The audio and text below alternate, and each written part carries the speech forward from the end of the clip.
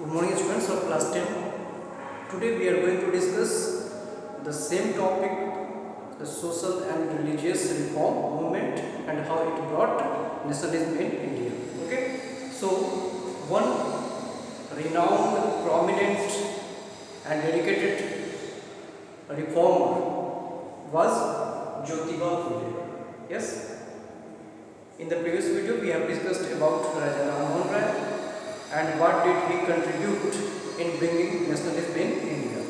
Today we will discuss that the contributions of Jyotiba Phule and how he tried to bring nationalism in India. So first of all, let's start with the topic that he was also addressed by the name of Mahatma.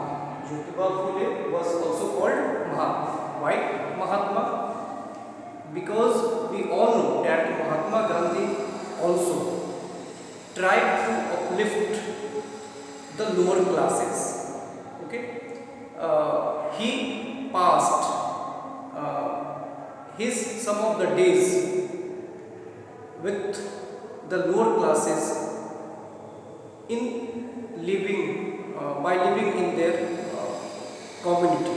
Yes, and he himself swept and did the work of cleaning. Yes, so that to dignify the work of the scheduled caste, to dignify the work of the lower class people. Okay, because the people, upper classes people used to think that the works that the lower classes used to do were considered as mean or cheap. Yes, so that's why to eradicate this feeling from the heart of the upper classes, he decided to spend some days with lower classes in their community, and that's why he himself started cleaning, okay, the roads and the bathroom, toilets we can see. Yes, and by this he tried to just dignify the work. Okay, and we all know that without the coming together of upper and lower classes, the commonness, the nationalism cannot be brought. That's why Mahatma Gandhi did. And Jyotiba Phule also did the same work for the upliftment of the lower classes. Yes, so that's why Jyotiba Phule was compared to Mahatma Gandhi, and that's why he was also called Mahatma. Yes. He also advocated for the education of lower classes, and also he advocated for the education of women. Yes, because he has mentioned in his book Ghulamgiri, slavery, that the main cause for the problems, suffering, hardships of the lower class was the dominance of Brahmin priestly class in Hinduism. Yes, and the Brahmins set, they laid the rules, the principles that actually denied many privileges to the lower classes. Yes, lower classes people were not allowed to get education. They could not use the public facilities. Yes, there was practice of untouchability. That's why they could not use public facilities, and they were reduced to lower status. Yes, so the main cause of suffering of lower classes were actually the dominance of Brahmin in the Hinduism. Yes, and that's why he attacked on Brahmins priestly class for the all kinds of sufferings of lower classes in his book Ghulamgiri. Yes, so by this just we can understand that he also contributed to just end this social practice, the bad social practice. Yes, and by this we can just bring lower and upper class together by just dignifying their work, by just educating the lower classes. Yes, and thus the commonness, thus the nationalism can be brought in Hinduism, in India, we can see here. Yes, and he said that education is the only weapon that can uplift the status of lower classes, because we all know the example of B.R. Ambedkar. Yes, he also belonged to a Dalit family. Okay, but when he acquired education, he became the father of the constitution. And though he belonged to Dalit family, but still he is respected by the upper classes, by every intellectual scholars. Yes, and by just getting the education, we can just understand that being treated equally is the right of lower classes. Yes, because all human beings are just equal, and these things were not coming into the mind of the lower classes due to the lack of education. So when they will get the education, definitely they will fight for they will fight for their rights, and all kinds of sufferings that they were just experiencing at those time. Okay, so this was the contribution of Jyotiba Phule in bringing nationalism. Next, he considered women superior to men. Jyotiba Phule, according to him, women were superior to men. Why? Because we all know that women have great patience. Yes, they give birth to children, and they also nursed the children. Yes, they just brought up the children from a very little age, and just by sacrificing her all happiness and comfort, he see the women actually just nourishes us, just brought up us. Okay, so these were the things that make women superior to men. Okay, we all know the labor pain while giving birth to a child, that is considered the most troublesome for the women. This is the most we can say difficult part of the life of women. Yes, so that's why it is said that it is only the women who can suffer, who can have patience, who can tolerate.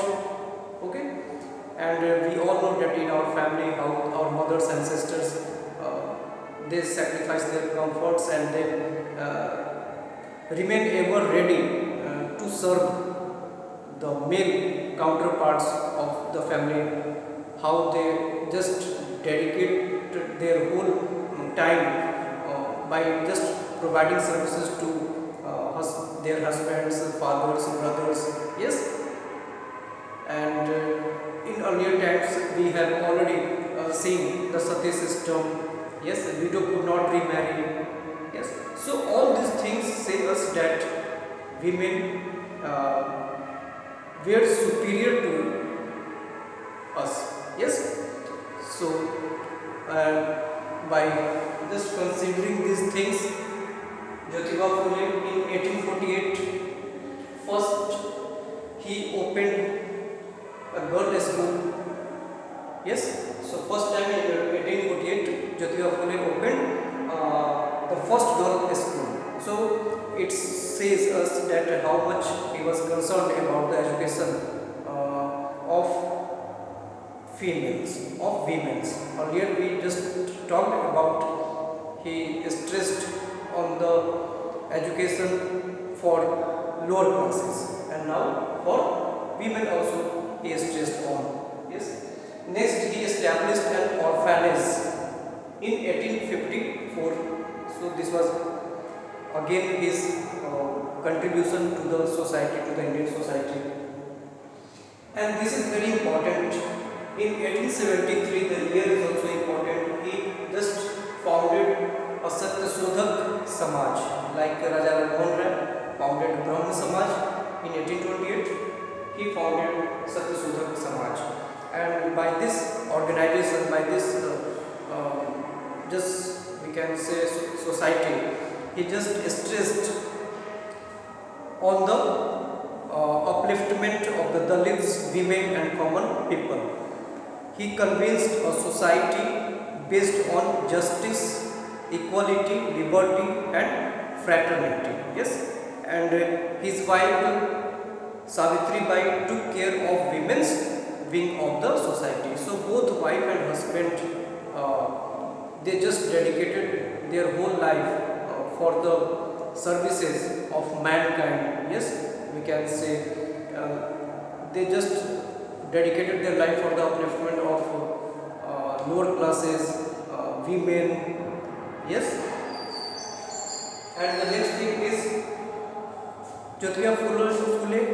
He also praised the British rule like Raja Ram Mohan Rai. Why? Because British rule just ended many of the evil social practices, like in 1829 sati system was made illegal. Yes, in 1856 widow remarriage act was introduced.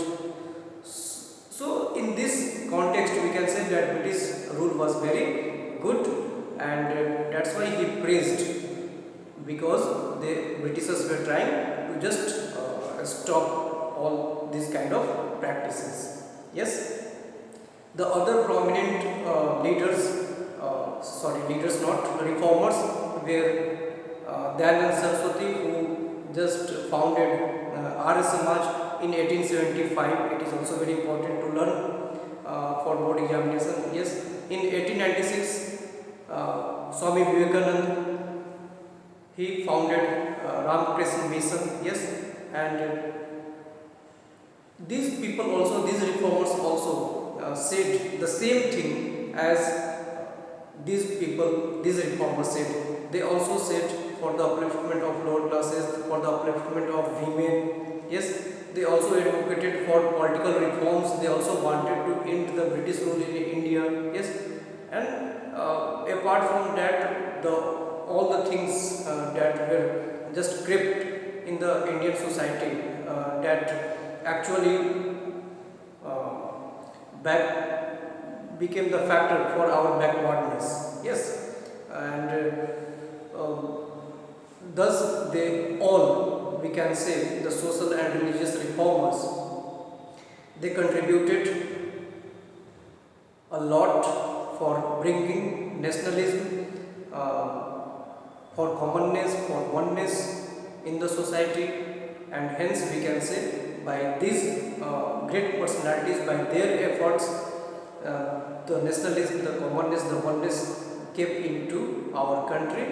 Yes, and they also played an important role in the making of our nation. Yes, one thing just I would like to say that Swami Vivekananda, we all know what a great personality he was, and in his book My Eternal India, it is written that if you want to know India, you must have to know about Swami Vivekananda. He loved his country very much. Yes, he used to become panic with the problems, with the sufferings of the people of India. Yes, and he tried all to just bring happiness in the country, to just remove all the problems of the common people of India. Yes, he wanted to make our India as like the other European countries.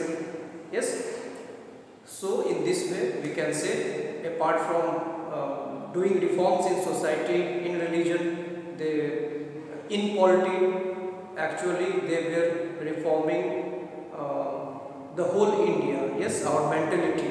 They try to change our mentality, attitude. Yes, and they just try to bring brotherhoodness, fraternity among the Indian people, and just because of fraternity, brotherhoodness, the nationalism, the nation can be met. Yes, so thank you for today. In the next video we will discuss the rest factors that led to the growth of nationalism. So thank you, have a nice day.